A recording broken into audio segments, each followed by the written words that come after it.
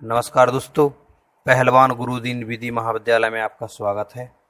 मैं आकाश कुमार आज आपके लिए लेकर आया हूं एक नई वीडियो जिसमें हम बात करेंगे भारतीय संविधान 1950 के अध्याय 6 अधीनस्थ न्यायालय के बारे में, जो अनुच्छेद 233 से अनुच्छेद 237 तक विस्तार पूर्वक वर्णन किया गया है। तो चलिए दोस्तों बात करते हैं।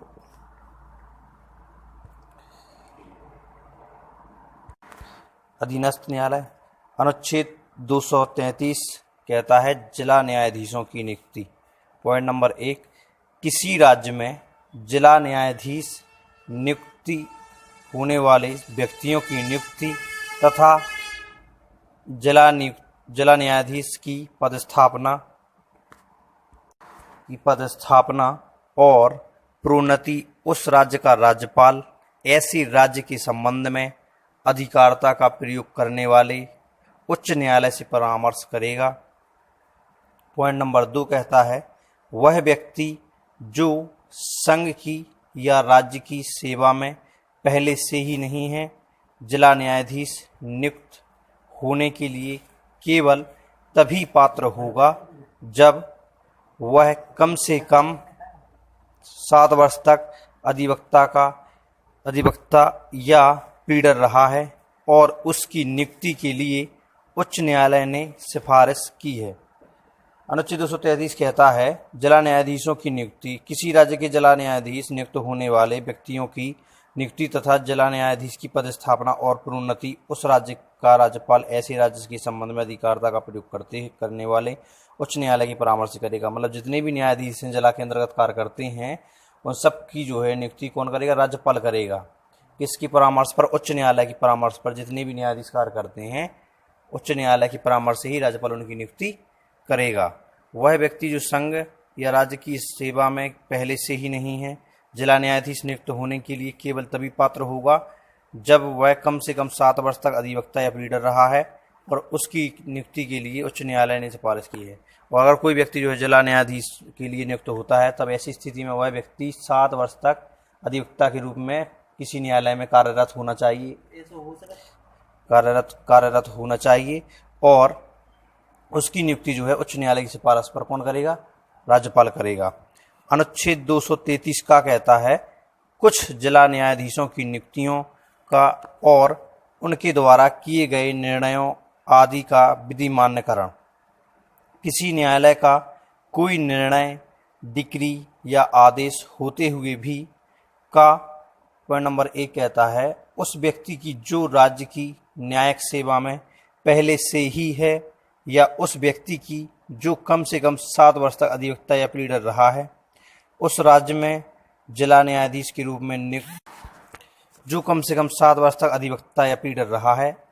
में जिला न्यायाधीश के रूप में नियुक्ति की बाबत और पॉइंट नंबर 2 कहता है ऐसे व्यक्ति की जिला न्यायाधीश के रूप में पदस्थापना, प्रोन्नति या अंतरण की बाबत जो संविधान 20वां संशोधन अधिनियम 1966 के प्रारंभ से पहले किसी समय अनुच्छेद 233 या अनुच्छेद 235 के उपबंधों के अनुसार न करके अन्यथा किया गया है। केवल इस तथ्य के कारण कि ऐसी नियुक्ति, पदस्थापना, प्रोन्नति या अंतरण उक्त उपबंधों के अनुसार नहीं किया गया था, यह नहीं समझा जाएगा कि वह अवैध या शून्य है या कभी भी अवैध या शून्य रहा था।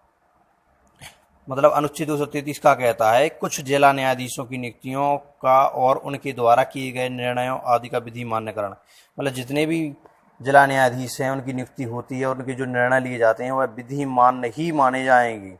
किसी न्यायालय का कोई निर्णय, डिक्री का आदेश होते हुए भी वह जो उनके द्वारा डिसीजन लिए जाते हैं वह सर्वमान्य होंगे, चाहे उन्होंने पहले किसी न्यायालय में कार्य किया हो या ना किया हो, क्योंकि उन्होंने भी 7 वर्ष तक क्या किया है?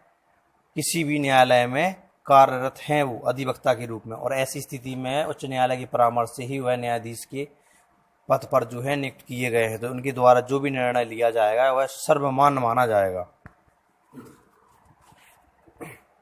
पॉइंट नंबर ख कहता है किसी राज्य में जिला न्यायाधीश के रूप में अनुच्छेद 233 या अनुच्छेद 235 के उपबंधों के अनुसार न करके अन्यथा नियुक्त पदस्थापित, प्रोन्नत या अंतरित किसी व्यक्ति द्वारा या उसके समक्ष संविधान 20वां संशोधन अधिनियम 1966 के प्रारंभ से पहले प्रयुक्त अधिकारिता की पारित किए गए या दिए गए निर्णय, डिक्री, दंडादेश या आदेश की और किए गए अन्य कार्य या कार्यवाही की बाबत केवल इस तथ्य के कारण कि ऐसी नियुक्ति, पदस्थापना, प्रोन्नति या अंतरण उक्त उपबंधों के अनुसार नहीं किया गया था, यह नहीं समझा जाएगा कि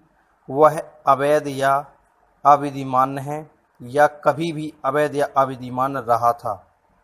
मतलब जो भी व्यक्ति जिला न्यायाधीश के रूप में कार्यरत है वह अनुच्छेद 233 या अनुच्छेद 235 के उपबंधों के अनुसार न करके अन्यथा नियुक्ति, पदस्थापित, प्रोन्नत या अंतरित किसी व्यक्ति द्वारा या उसके समक्ष संविधान 20वां संशोधन अधिनियम 1966 के प्रारंभ से प्रयुक्त अधिकारिता की पारित किए गए या दिए गए निर्णय, डिग्री, दंडादेश या आदेश की और किए गए अन्य कार्य या कार्यवाही की बाबत केवल इस तथ्य के कारण कि ऐसी नियुक्ति, पदस्थापना, प्रोन्नति या अंतरण उक्त उपबंधों के अनुसार नहीं किया गया था, यह नहीं समझा जाएगा कि वह अवैध या अविधिमान्य है या कभी भी अवैध या अविधिमान्य रहा था।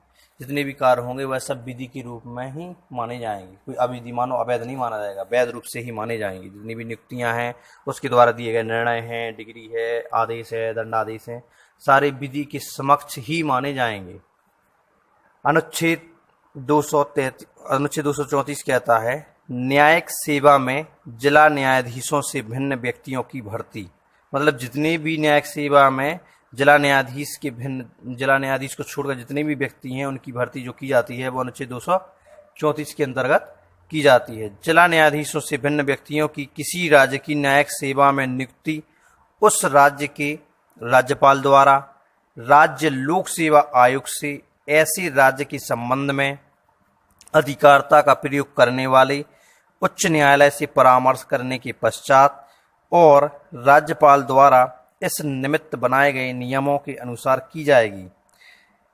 अनुच्छेद 234 कहता है कि जिला न्यायाधीशों के भिन्न, मतलब जिला न्यायाधीश को छोड़कर और जितने भी अनेक जो अधिकारी हैं, अन्य अधिकारी हैं या जो है कर्मचारी हैं, ठीक है, तो सबकी नियुक्ति जो है राज्यपाल की परामर्श से कौन कराएगा?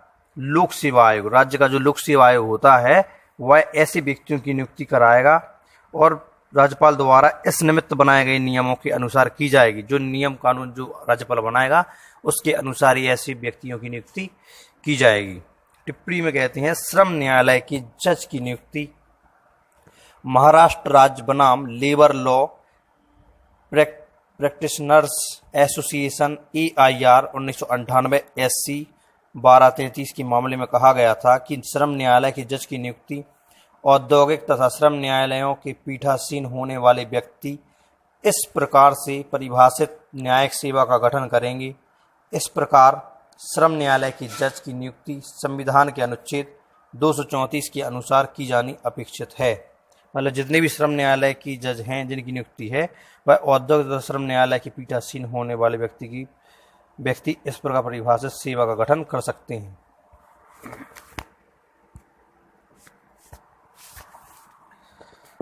अनुच्छेद 235 कहता है अधीनस्थ न्यायालयों पर नियंत्रण। जिला न्यायालयों और उनके अधीनस्थ न्यायालयों का नियंत्रण जिसके अंतर्गत राज्य की न्यायिक सेवा के व्यक्तियों और जिला न्यायाधीश के पद से और किसी पद को धारण करने वाले व्यक्तियों की पदस्थापना, प्रोन्नति और उनको छुट्टी देना है उच्च न्यायालय में निहित होगा। किंतु इस अनुच्छेद की किसी बात का यह अर्थ नहीं लगाया जाएगा कि वह ऐसे किसी व्यक्ति से उसके अपील के अधिकार को छीनती है जो उसकी सेवा की शर्तों का विनियमन करने वाली विधि के अधीन उसे है या उच्च न्यायालय को इस बात के लिए प्राधिकृत करती है कि वह उससे ऐसी विधि के अधीन विहित उसकी सेवा की शर्तों के अनुसार व्यवहार न करके अन्यथा व्यवहार करे। अधीनस्थ न्यायालयों पर नियंत्रण जितने भी न्यायालय हैं वह क्या है, जिला न्यायालयों के अंतर्गत ही कार्य करेंगे। टिप्पणी में कहता है अधीनस्थ न्यायालय पर नियंत्रण यदि व्यक्ति